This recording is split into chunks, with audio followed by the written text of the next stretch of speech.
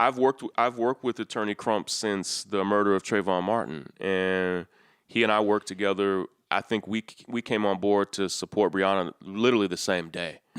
And when he and I fully wrapped our minds around it, one of the things we regretted was that even that there was no body camera footage, there was no security camera footage, anything that can humanize and make the moment real.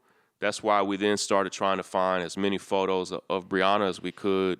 So what we've tried to do with Breonna, since we can't show the injustice, we try to tell her story.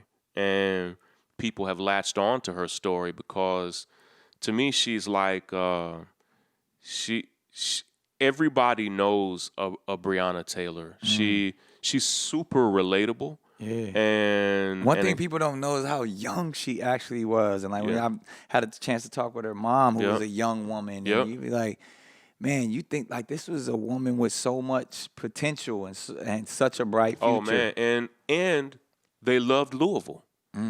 And they actually moved from Indiana to Louisville. They wanted to be in Louisville. They chose to be there, which is a beautiful city, right? They saw Louisville as a place of opportunity for them. Breonna was working 2 jobs. Her mother, Tamika, is literally working 2 jobs even now. Yeah, and so they saw Louisville as like they were coming up. Right. Like she had met a man that she thought was the love of her life, Kenny, and literally on the day she was murdered. This comes after a day of her working as an essential worker, and so many lies have. The reason me and Crump and others feel like we have to go so hard is people start spreading so much misinformation. We see white supremacists and bigots and even conservatives and others say that her house was used as a drug house. Lie. Complete fabrication. Not only did they not find any drugs in her home, they scoured that home with drug-sniffing dogs and everything. There was no residue, no hint. She had never been arrested or charged. Her boyfriend, Kenny, they both had spotless reputations.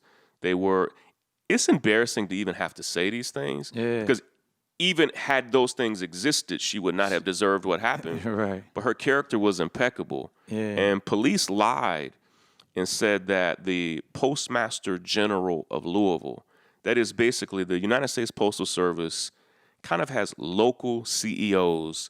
The man who oversees Louisville's entire postal system, they said on her warrant that he said drugs were being sent to her home in the mail.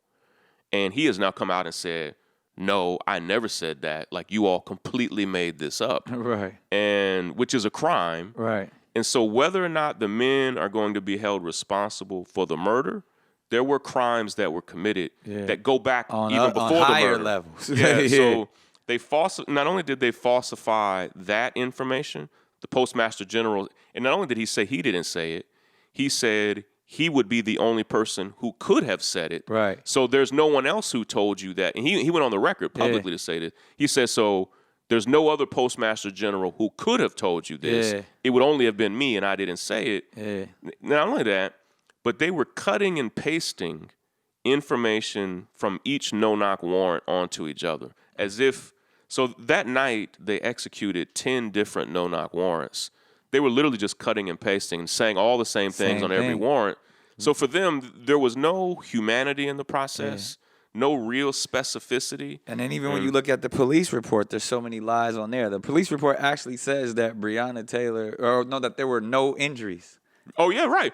Or even when they filled it out, it clearly shows you that they provided no aid, no first aid, no care, no concern. And then even that police report that they issued, that was a month after. Right. They had a month to fill out an honest police report, and they still submitted this bogus stuff. And so here's the challenge.